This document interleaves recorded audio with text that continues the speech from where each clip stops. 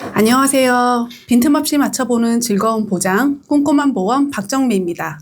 저는 오랫동안 많은 고객님들의 보험을 함께 점검하면서 한 가지 느끼게 되었는데요. 아플 때 정말 힘든 건 몸의 고통보다는 치료비에 대한 걱정이라는 점입니다. 수술이나 치료가 필요한데 보험이 든든하게 받쳐주지 못하면 환자분도 가족분도 너무 막막해질 수밖에 없습니다. 그런데 여러분 혹시 알고 계셨나요? 수십 년 동안 꼬박꼬박 보험료를 납입했는데 정작 가장 필요할 때는 보험이 반쪽짜리가 될 수 있다는 사실이요.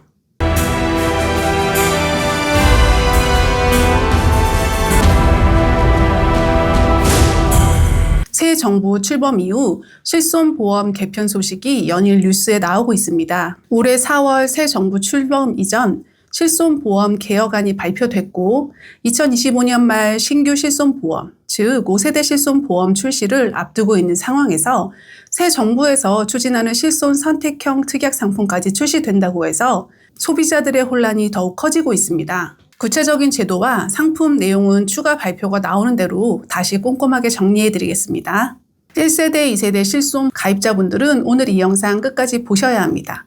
왜냐하면 정부와 보험업계가 5세대 실손보험이라는 큰 변화를 준비 중인데 이게 단순한 개편이 아니라 실손보험판이 전체적으로 뒤흔들 수 있는 변화이기 때문에 대비가 꼭 필요하십니다.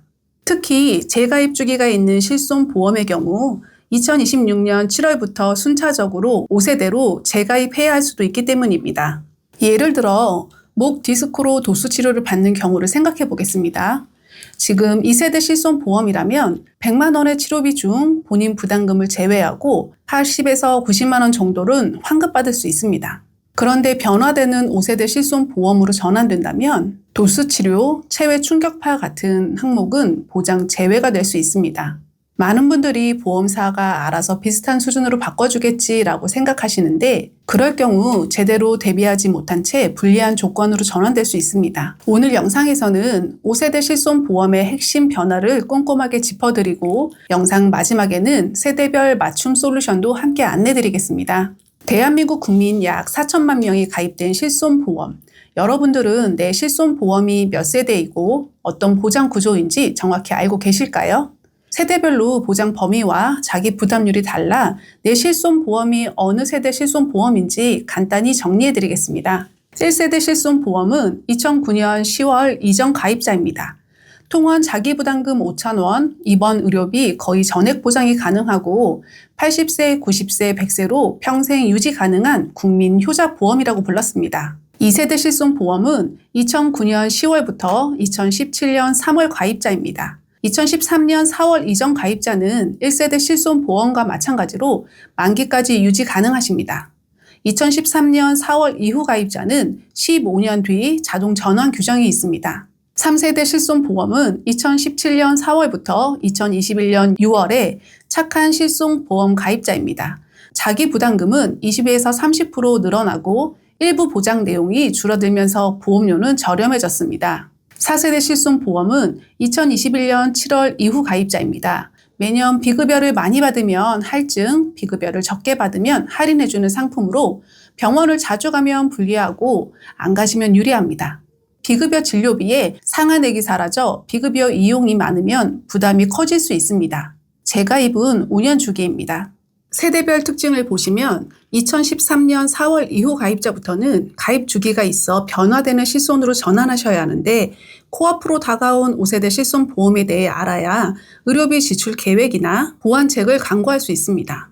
5세대 실손보험의 특징을 보시면 급여 의료비와 중증질환 치료비 중심으로 개편할 예정입니다. 중증질환 치료는 실손보험이 사회 안전망의 기능을 다할 수 있도록 현행 보장을 유지하게 됩니다. 하지만 비중증 질환의 경우 연간 1천만 원 한도, 입원 회당 300만 원, 자기 부담률도 50%까지 높아질 수 있습니다. 그리고 도수치료, 체외 충격파 치료, 중식치료 등 근골격계 치료와 비급여 주사제 등은 보장에서 제외되거나 축소됩니다. 정리하자면 중증 질환은 보장 유지되지만 감기, 허리 통증, 도수 치료 같은 비중증 질환은 보장 축소됩니다. 또 자기 부담률 50%까지 상승합니다. 일부는 아예 제외될 수 있습니다. 사례를 들어 이해하기 쉽게 설명드리겠습니다. A씨의 경우 45세이시고 2세대 실손보험 가입자로 목과 허리 치료로 도수 치료를 자주 이용하는 경우 지금은 보험료 10만 원 내고도 자기 부담금 10%를 제외한 금액을 매달 환급받아 이득이지만 5세대 실손보험으로 전환되면 도수 치료 미보장과 보험료 할증이 되어 큰 손해를 볼 수 있습니다. B씨의 경우 65세이시고 1세대 실손보험 가입자로 100% 의료 실비를 가지고 있지만 병원을 거의 안 가는 경우 보험료 월 20만 원, 하지만 수령액은 연 100만 원 수준이 안 될 경우 굳이 비싼 1세대 실손보험 유지하실 필요 없고 4세대 실손보험으로 전환이 합리적입니다. 남은 차액을 의료비 통장에 따로 모으시거나 갱신이 없는 고정형으로 가져가실 수 있는 정액형의 진단비나 수술비를 준비하시는 게 유리하실 수 있습니다. 이렇게 상황마다 전략이 달라질 수 있기 때문에 무조건 1세대, 2세대 실손보험이 좋다, 4세대 실손보험이 나쁘다라고 판단하면 안 되십니다. 그럼 지금 바로 스스로에게 꼭 물어보셔야 할 3가지 질문입니다. 첫 번째, 나는 병원을 자주 가는가?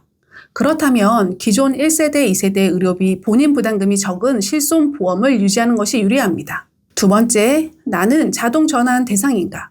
2013년 4월 이후 가입자라면 가입 15년 후 무조건 전환이 되기 때문에 이를 대비하여 정액형의 진단비, 치료비, 수술비 등으로 보완하는 게 좋습니다. 나의 실손보험 가입 시점을 반드시 확인해 보세요. 그리고 마지막으로 3번째, 나는 실손보험이 아예 없는가?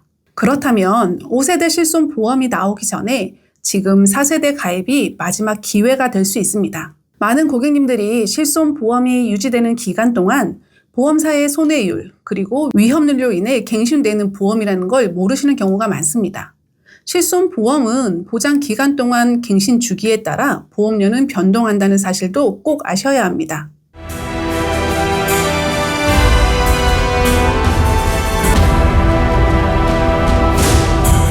보험은 단순한 상품이 아니라 내일의 나를 지켜주는 최소한의 안정망입니다. 오늘 영상을 그냥 넘기느냐 아니면 내 보험을 제대로 점검하느냐에 따라 앞으로 10년, 20년의 병원비 부담이 완전히 달라질 수 있습니다.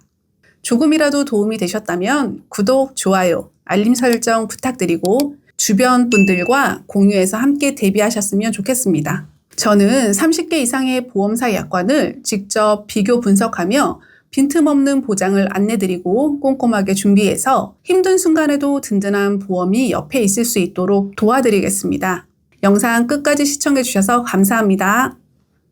본 광고는 심의 기준을 준수하였으며 유효기간은 심의일로부터 1년입니다.